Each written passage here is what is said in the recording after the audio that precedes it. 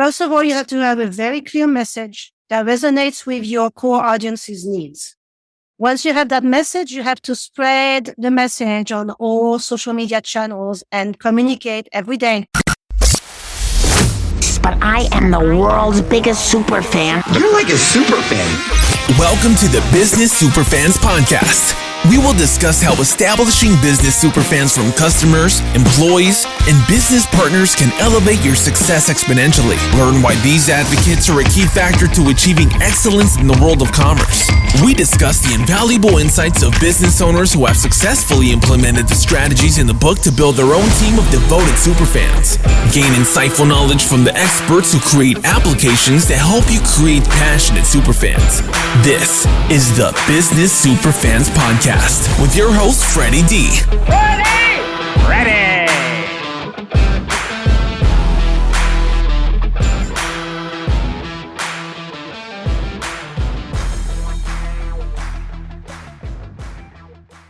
Have you encountered language barriers with non-English speaking clients? Are language communication challenges hindering your business opportunities? For top-notch language services, choose a foreign language service. They facilitate communications in over 400 languages, enhancing your offerings and driving success. As Arizona's premier language provider for over 30 years, they offer elite interpreting and translation services, including American Sign Language, nationwide. With a focus on excellence, they provide 24/7 telephonic and video interpreting with a live interpreter in under 60 seconds. Request telephonic, video, or in-person interpreting. They also offer translation for documents, courseware, software, and websites, as well as audio transcription and voiceovers. Trust in their expertise for effective language communication solutions for your business needs.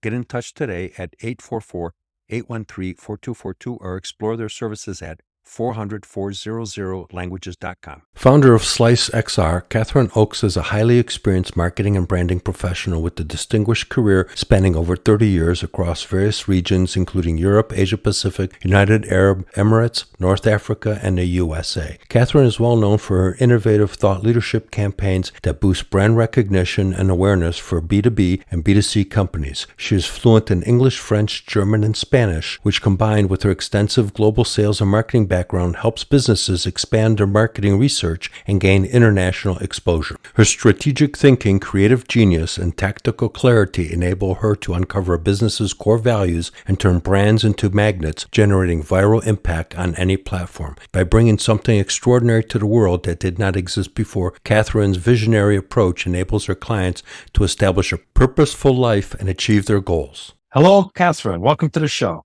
Hello, Frederick. How are you doing today? I am doing fantastic. How about yourself? Wonderful. Great. Wonderful. Thank you for having me here. Thank you. Tell us, Catherine, how did you get started in marketing? My father wanted me to be an engineer, and I said, I'm not going to be an engineer. So he said, what else serious can you do? Because I wanted to be an actress. And my father said, you're not going to be an actress. I said, okay, but I'm going to go in marketing. That's how it happened.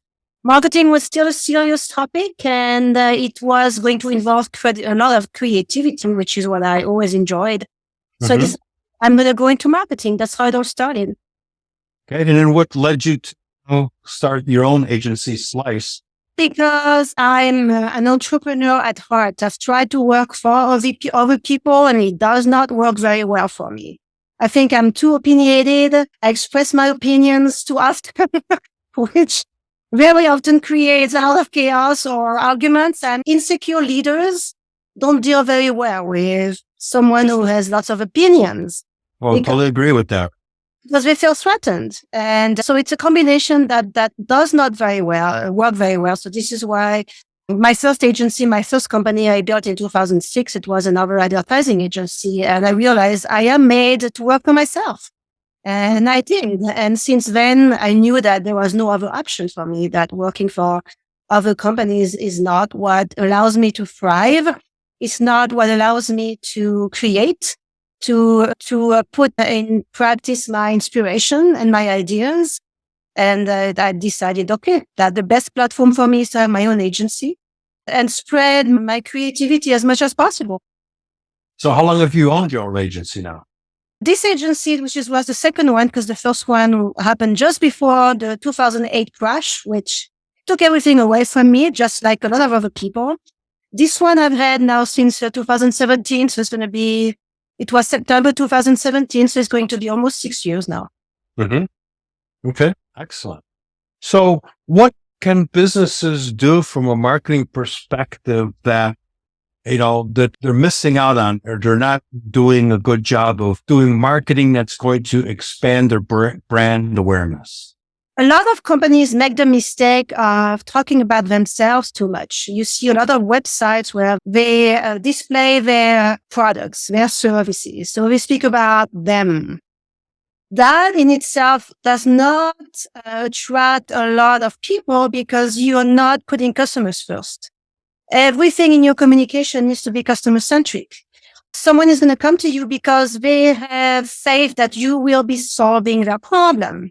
So you have to speak benefits. It's benefits. That's important. What's also very important is to determine what is your main product. What is your core product? What is it and how is it different from anywhere else or anyone else on the market? Mm-hmm. It needs to be put on your top banner, on your website, the top areas of your marketing materials, because you have to remember one thing. People have no time nowadays. In average, it takes people about 3 seconds to make an opinion of your company on your website. So Right. if in 3 seconds you don't grab their attention, they're gone. We just don't have time to read. They don't read. It's simple. People do not read anymore. And then they have the attention. Yeah, we always laugh at that, but it's true. They have the attention span of a goldfish, even less than that. A goldfish has about 8 seconds. It's proven that humans' attention span now in 2023, it's about 4 seconds. So there you go. If you don't grab their attention in 4 seconds, you lose potential clients and it hurts your company. It's something that's very damaging. So I always a client, I said, you have to define your unique selling proposition, i.e. USP, and what problems you're going to solve for your audience. And then once that is determined, you have to develop the confidence, self-confidence that you can deliver, because your clients are going to want to see results. So you have to provide statistical data showing progress in the right direction. And then you have to leverage technology. Nowadays, we are incredibly lucky to live in the world of the metaverse. Although there is a lot of questioning about new technologies, just like we had a lot of questioning with the internet 25 years ago, it's really critical now that businesses stay aware of the options that they are going to have very soon. They have them now, but very soon they're going to be forced to change the way they market themselves, because their competitors will have embraced new technologies like virtual reality, augmented reality, artificial intelligence. Everybody's talking about this. And they will have leveraged those technologies while at the same time grabbing market shares. So if you react too late, it's going to take you too long to get to that same level. You have to. You'll miss the window of opportunity. It'll have gone by. That's going to miss the boat. Yes. Yeah. And as you mentioned, I think a lot of companies get caught up and says, I just got this stuff and it's all good and stuff, but it really needs to evolve. Marketing needs to be continually changing, adapting with the times and the approaches, and the messaging needs to be refreshed on a regular basis where people build it. And I've heard in the past where people say, I used to show up on the front page of Google. Now I'm on page 27. And it's, when's the last time you posted anything to your website? About 3 years ago. There you go. So it's a consistent and constant effort. It's being very light on your feet because you need to adapt very quickly. right. You don't have months or years to adapt anymore because the speed train is going at a higher speed nowadays. So first you have to educate yourself to really understand your options. Then you have to bring with you the right partners that can help you along the way, establish a new strategy that will take you where you need to be. And then you have to implement properly. So you have to have the right team with you to be able to implement a team you can trust, because there's no way you can do everything on your own. You have to have the right team to put in place your strategy and your tactics and ensure it's done with professionalism and it is constantly measured.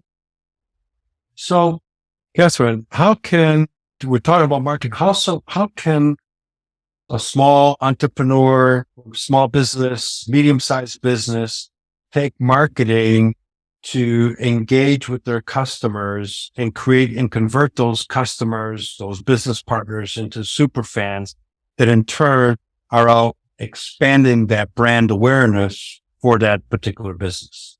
First of all, you have to have a very clear message that resonates with your core audience's needs.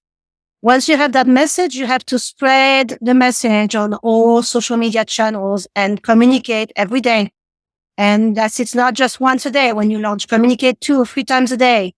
Use videos, use audios, use mediums that most people don't want to use because we just don't want to be on video for some reason, or we just don't want to make the effort of developing an audio message. So you have to do what others don't and leverage social media. Social media is very inexpensive. You don't have to buy paid ads. You can leverage organic social media by posting with the right hashtags, by commenting on people's feeds that are your target audience, by engaging others with posts that are not just sales oriented, but posts that are going to provide inspiration, that are going to entertain them, because people need that nowadays. They need to be entertained too, so that they feel better. Once you allow your clients to feel better, guess what? Everybody's emotional. They're going to talk about you. And this is how you're going to generate those super fans that you're talking about. But key is consistency. You have to do it day in, day out. That's how you build the network. So, for example, in the social media, you start getting a super fan as someone that would start because they resonate with your message. So now they're reposting it to their audience and their people. And so now all of a sudden you're growing, your brand and awareness is growing exponentially because you've got, let's say, five super fans that really like the messaging and the service and the business and the products that, whether it's a service or product that the business is providing. And now they're starting to promote the messaging to their audience. And let's just say that you have a following of, let's say, 1,000 people. I'll just keep it conservative. And they have 1,000 people. So you got 5 super fans that reposted that. Now you've got an audience of 6,000 people. And that's exactly what it is. And that's very important. There's one thing I think it's even more important, is that you have to have a personality. You cannot blend and be just like everybody else. You have to have a personality, which means you have to have self-confidence. You have to know yourself. And you cannot be afraid of being a little bit eccentric because people like that. They want to be entertained, remember? If you're flat, growing, nobody's going to follow you. If you're a little eccentric and fun and you go over the edges a little bit while still being very correct, I'm not telling people to not be correct, and being very ethical and respectful. But if you find a way to establish a personality that's unique and that will be attractive, then your super fans are going to grow a lot faster. Well, absolutely. That's why my business name is Frederick. And for this podcast and stuff, it's the Freddy D dude. He's much more fun, much more relaxed. Business is the tie and everything else. And here we're having a show, we're having fun, and we're educating people on how to grow their businesses and build their own super fans. So totally get that. Totally get very important to be approachable. Yes. So what do you think about rewards programs and retention programs that, from a marketing perspective, that businesses could be doing or should be doing to retain clients and get repeat business out of those customers? Well, it depends on the business. If it's a B2B, maybe you have to have a rewards program that's different, obviously. But I'm always favorable of using rewards program. People love rewards, or even referral programs. People love to get something in exchange of sharing somebody else's information. So that these are additional benefits that maybe others don't offer, and another way of differentiating yourself and bringing value and rewarding, saying thank you with a little gift. People love that. We're still big kids. We will always be big kids, whether we are 5 or 95 years old. So you have to play those cards. Because loyalty program is a great way to say thank you a unique way to say thank you to the customer, especially if you're the B2C type of a business.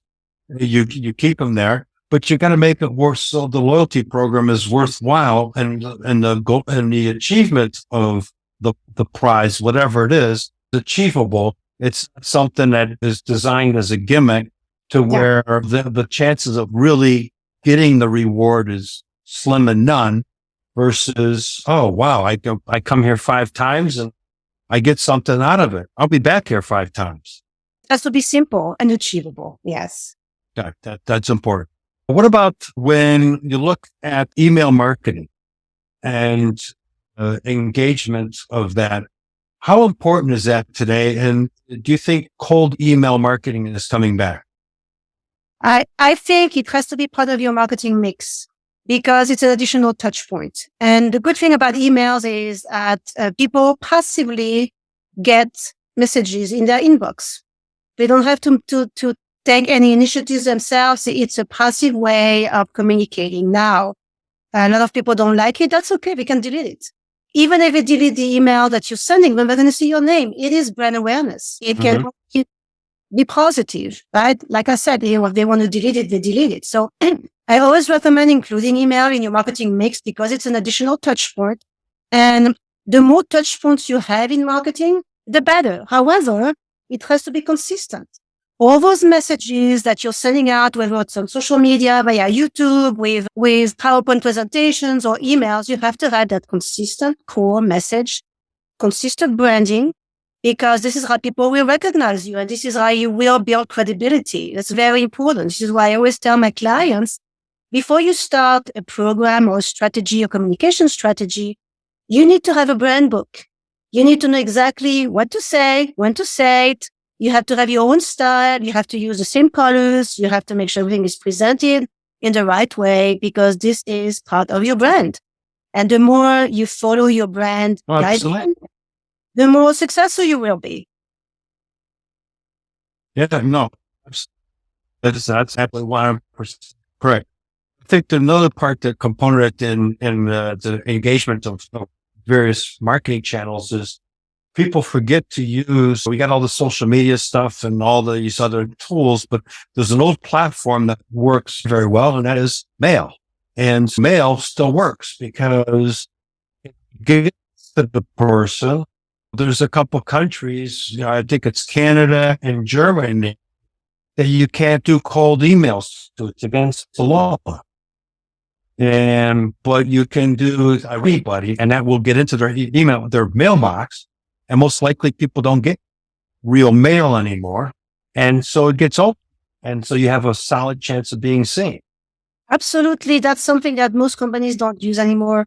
So if you had, I do a couple of oversized mailings that are very beautiful, very attractive, that communicate the message clearly. And they are so beautiful, so big that people don't throw them away in the trash. Very often they keep them on their desk, and guess what? That's something that your competitors probably don't do. And when you're top of mind all the time, you have a better chance of getting some business. Yeah, absolutely. I think direct mail is overlooked in a lot of cases. And postcards is another good platform, I think. Not the smaller ones, but a bigger size postcard, because at least it gets you a chance. Someone's going to look at it and, okay, they may toss it aside, but it's still registered and got the message across. And they may, second time they see you, and like you hit them with an email marketing, or they see on social media, all of a sudden, oh yeah, I remember that. I saw that company someplace. No, that's true. This is why I mentioned each time, the average person reacts after touch point number 9. It takes in average 9 touch points for someone to start remembering you. So people have to remember that, because a lot of people give up after touch point number 3 and they say marketing is not working. That's the reaction we have. So this is unreasonable type of a reaction. It's not grounded on the right type of strategy. And it's something that needs to be rethought when they have this type of belief, right? 9 touch points. I need to remember 9 touch points. That's very good. So how important is it if a company is looking to create superfans, basically brand advocates that are going to be going out there promoting their business, which would be customers, business partners, employees, and stuff like that? How important is tracking your efforts in your marketing initiative? Tracking is always important no matter what, because whether you're looking for investors or if you're looking for partners or you're looking for influencers that can become the source of your superfans, they're going to ask you for statistics. They're going to want to see the amount of people who come to your website every day and where those people come from. They want to know how old those people are, if they are part of your target audience. So they are going to ask for data that needs to be organized. If you don't have it, they won't talk with you. It's as simple as that. So that's something that you need to do regularly and keep track of in reports and in a way that's ready to be shared professionally. So what are some things that a small business, you've got the solopreneur, you've got the small business, it's 10 people in an organization. How can they manage their marketing efforts themselves? I can tell you, I've launched my company on my own. No seed capital, nothing. I did everything by myself. If you really want something, you find a way. But what tools could they be using? You can, nowadays with artificial intelligence, you have incredible platforms out there available that's going to save you so much time. ChatGPT is one of them. You have content creation tools, design tools that do the work for you. All the AI tools are there. You have thousands of them nowadays. It's like having 25 assistants that are working with you, saving you huge amounts of time. I did not have that when I launched my company. I did everything on my own. I learned. You learn Photoshop, you learn Illustrator, you know Canva. Canva is an incredible tool to create your own graphics. You can even create videos using Canva. You can create audio using Canva. These are tools out there that are really easy. They are very user-friendly. They don't require a lot of training in order for you to use them. And YouTube, everybody knows YouTube. You can train yourself on YouTube. There's a topic on everything on YouTube. So when there's a way, when there's a will, there's a way. And too many people give up because it's so difficult. Yes, for sure. Most businesses don't make it because it's hard. So if you want to, you can learn and you can make anything happen. Then what's really critical is to work on your mental. Because I just said it's very difficult. And because it's very difficult, people give up. You have to have the mental of a warrior, where you have to push every barrier in front of you, every wall in front of you. You have to make a conscious decision that you will not give up, because you will be tempted to give up 10 million times. So surround yourself with positive people, have the right mindset, develop self-confidence, work on yourself, have a healthy lifestyle, because this is going to take everything you have. It's going to take your strength, your mental strength, your physical strength. So you have to establish a healthy environment at all levels if you want to succeed, and determine that you will reach your goals. At the same time, be flexible, because your vision or your tactics may have to change. So don't establish tactics that are not going to change. You cannot have something that's set in stone. You have to be flexible. You have to make some adjustments along the way. So I think that's really the recipe for success. But the most important thing is to have the right mindset. Mindset. And then that's everything. Mindset is everything. But at the same time, I think you have to track what you're doing to see if it's working. And if it's not working, you also have to be able to have the wherewithal to make the decision, say, okay, the strategy that I'm using, I've tracked it, and I've done my Google Analytics. I looked at my Facebook marketing activities and stuff like that. And I'm not getting the traction. I'm not getting the conversions. And therefore that effort needs to be scrapped, and I need to start all over again and go a different approach, because that didn't work. Where I think a lot of people get stuck and saying, I put all this effort, I put all this money, it's got to work, let it run a little longer. And now they're just wasting money and they're hurting their brand versus helping their brand. That's so true. That's so true. I've seen many cases where people have invested a lot of money and they are not willing to adjust anything. And then they sink. It's inevitable. They're going to sink, because especially nowadays, things change at the speed of light. So Right. like I mentioned before, you have to be flexible on your feet. You have to be adaptable. Right. I think that's what a lot of businesses make mistake, is that they're too afraid to say, okay, that didn't work, and admit that it didn't work, and make an adjustment, regroup, go back out, change the messaging, improve the messaging, make the messaging more, as we talked earlier, customer centric, not about them, because nobody cares about them. But everybody cares about, what are you going to do for me? How are you going to help me? How are you going to solve my problem? That's what everybody's at. And so the messaging has to come across that way to get somebody to make the phone call And then more importantly, okay, so they found your website, they made the phone call, they filled out the form. That's all the marketing, but then the response has to be the same messaging within the people, the team, the company has to have the right attitude and the right mindset to continue that messaging of being customer centric. That's important. And on top of that, you have to have the right management style. You have to allow people to be themselves. You have to allow people to be creative and not watch every single move they make and criticize single thing they do. Right? That's the difference. I always compare. There's a difference between Apple and Microsoft almost. I'm exaggerating, but you get the idea. It's when you have a management style that allow people to be creative and to feel secure in their environment, it's a game changer. Oh, absolutely. Because you can have the person that handles that inquiry and they feel unappreciated. They haven't been recognized for any of their efforts and stuff like that. So they're for that prospect that's actually looking to potentially do business with you. And that could turn that person off. And it's just all that marketing effort that was just done, the money that was spent, the effort goes out the window because you have a begruntled employee because you didn't recognize them, didn't appreciate them, and they feel underappreciated. And there's a disconnect. And so you can have all the best marketing and the best approach, but you have to have the team mentally on the same page. So true. On the same page and motivating. It's part of the success picture, right? It's very motivating. Yeah. Yeah. So a company has to have their own super fans of the employees. So it comes across to the new prospective customer that this is an exciting company as people are excited to work there. There was an example that somebody brought up to me is you go into a Circle K gas station. They have them here. I don't know if they have them up in Nevada, but you go there and a person, they don't even say hi to you. They don't say nothing. You go in. There's a QT, which is a different gas station. And you walk in and the attendant might be working with somebody. Look up and say, hello, welcome to QT. And it's just a whole different ambiance. And just that little thing is a huge marketing aspect. That's why you look at a QT gas station here in Arizona, and I think they're in a few other states, they're always packed.